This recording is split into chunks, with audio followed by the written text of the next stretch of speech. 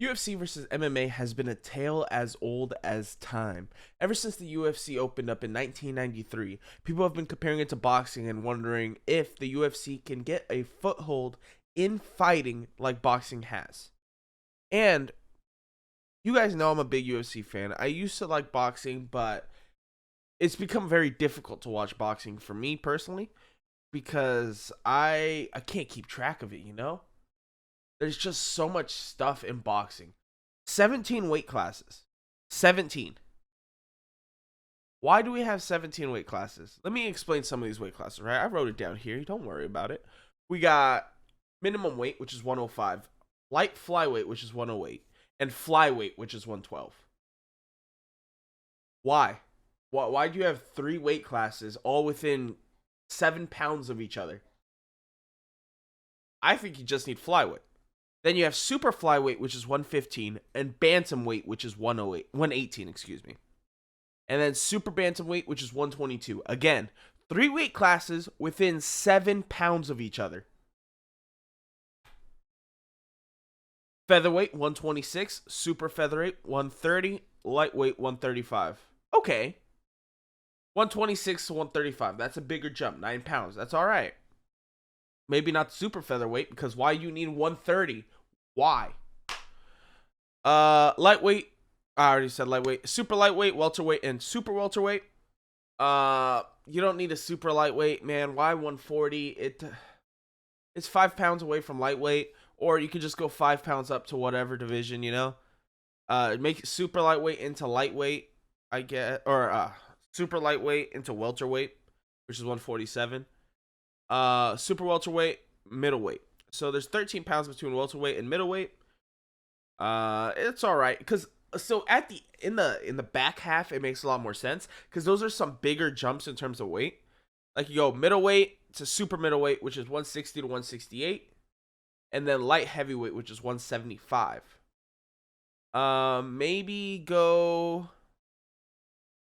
See, I think the UFC does it right. You know, their weight classes they're just a lot better. Like you go 155 to 170 or 160 160 165 skip to super middleweight. I know that's the weight Canelo Alvarez fights at. It doesn't make sense. And then you got cruiserweight, which is 200, and then heavyweight, which is unlimited, which is completely fine. That back half, beautiful. Light heavyweight 175, cruiserweight 200, heavyweight unlimited. Because I mean, a guy's like 6'4", and he's a boxer, right? He's probably gonna weigh about 200 to 190 to 200 plus pounds at a weigh-in. So like in the back half, it makes a lot more sense. But a lot of these divisions in the beginning, especially the ones with the 3 pound increment, why do you even have them? What guy weighs in at 105 pounds? All right. And then so there's also 4 belts in boxing, right? You got the WBO, the WBO, WA, BA, WBC, and IBF. WBA is the World Boxing Association. The IBF is the International Boxing Federation. The WBO is the World Boxing Organization, and the WBC is the World Boxing Council. You need 4 belts in a sport. 4 belts in the same weight class. When you have 4 belts in the same weight class, that makes it that there isn't going to be a true champion. Especially nowadays, a lot of boxers are they're being a lot more tactical in their approach to the sport of boxing. They're not facing the most difficult of fighters, or the hardest fight available for them at the time. The reason being they don't want to pick up a loss. Picking up a loss in boxing right now, especially after Floyd Mayweather era, going 50-0, it could hurt your career significantly. Of course, there are great boxers like Anthony Joshua, like Canelo Alvarez, Deontay Wilder that have picked up losses. Deontay Wilder and Anthony Joshua are actually pretty recent losses. But it doesn't get you the fight you want to see, especially with all the boxers representing them, having their own camps to represent them, their own teams, their own management to pick up these fights. it could go years, such as Mayweather versus Pacquiao, happening way too late, way past their prime. It could take years to see the fight that the people really want to see. And even though it'll sell sell the pay-per-views, it's not what people want at that time. It's not what they want to see. They want to see a good fight. They want to see a hard fight. And it just wasn't that. Mayweather was definitely still in his prime, well, the greatest defensive boxer of all time. And Pacquiao was clearly, he was done. He was on his way out of the sport. He's already gotten his punches. It was over for him. So it definitely hurts that we do not get to see the great fights when we want to see them, which the UFC, on the other hand, you're able to see them. Although it could take maybe a year or two, it's not going to take 5-10 years way too late to see the fight.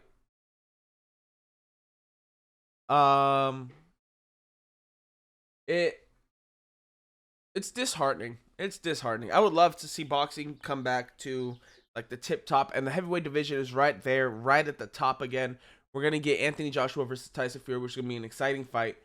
But how often do you get a fight, a boxing match that you want to see? Not very often. What? Like me personally, I maybe watch 3 fights a year, 3-4 fights a year, but it's only like big fights. So I'm gonna watch Joshua versus Tyson Fury.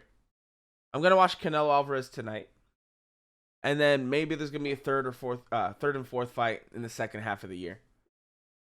While the UFC, like every month, there's a big pay-per-view event. You got the title holders. You got a division. And literally, the UFC makes it easy. You have a 170-pound division, right? You have the number one guy, the champion, Kamaru Usman, and then you have the list of guys who he should fight. Anyone in the top 5 can fight the champion, unless you're going for a real reach and going like number 6, number 7. But anyone in the top 5 can fight the champion. And the way UFC organized it is that Dana White selects the person. You don't have to. I mean, of course he's going to listen to the fighters. Of course he's going to do what the fighters want, or he's going to try to. But you're not going to have Kamaru Usman fight the 14th guy in the top 15. No, you're going to have him fight Jorge Masvidal, who's number 4. Colby Covington, who's number 1 right now. He's a number 1 contender. Fought Gilbert Burns, who was number 3.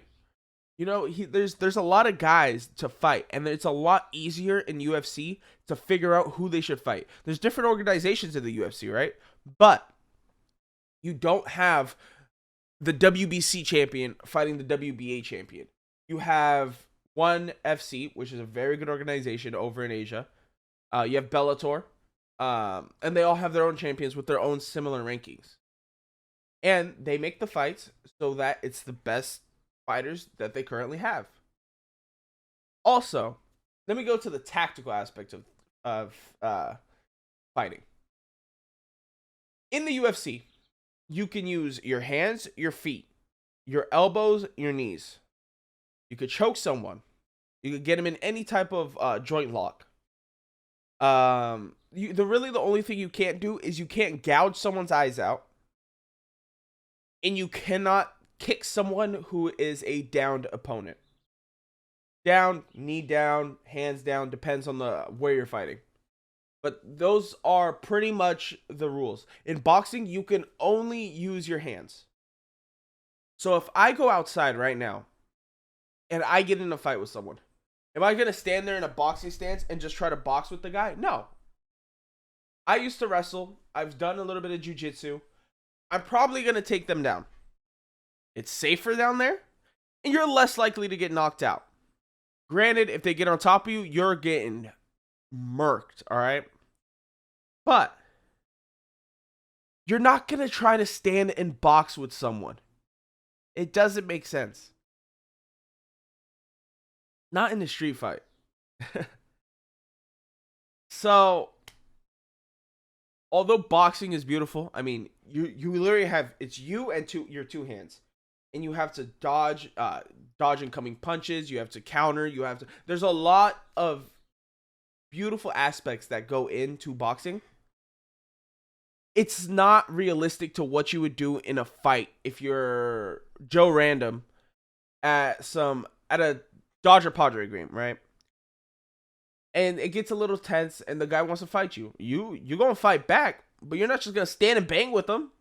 No one wants to get knocked out. Either he's not going to stand and bang with you, or you're not going to stand and bang with them.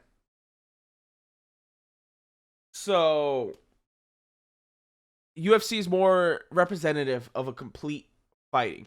And there's so many different styles that go into it. Everyone boxes. Of course, there's orthodox, there's southpaw, and then there's different means of footwork. There's different levels of skill. There's always different levels of skill in any manner of competition. But can it really be representative of a true fight? I don't think so.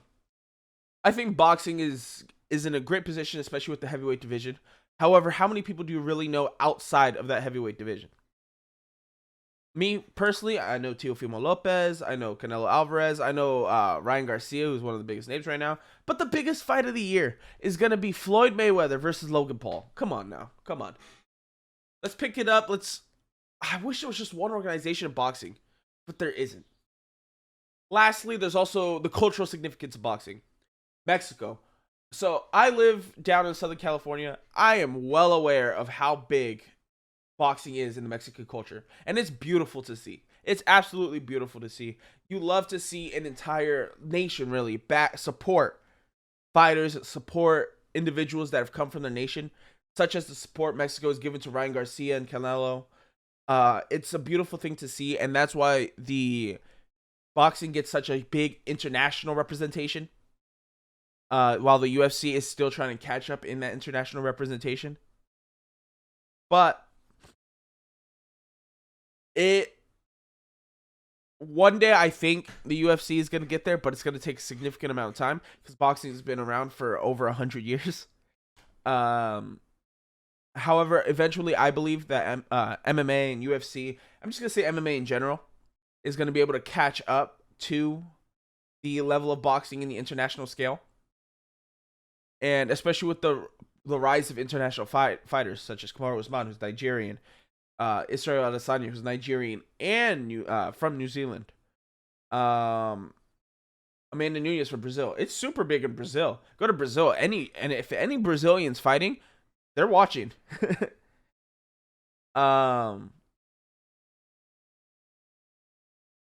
Just more international representation. The UFC is going to grow it on an international level. That's been my little rant about the UFC and boxing and what I think about it. I think boxing is still at the top in terms of viewership in a combat sport. However, MMA is catching up, or at least trying to, but it's going to take a little bit of time just because of the large amount of cultural significance in boxing, as well as just how long it's been around. If you guys enjoyed the video, please like, share, and subscribe. It's been your boy Bombs. If you guys want to see more videos of me talking on topics like this, just let me know in the comments. I would love to know. I like to talk a lot, and if you guys want to see it, hit a like. See ya.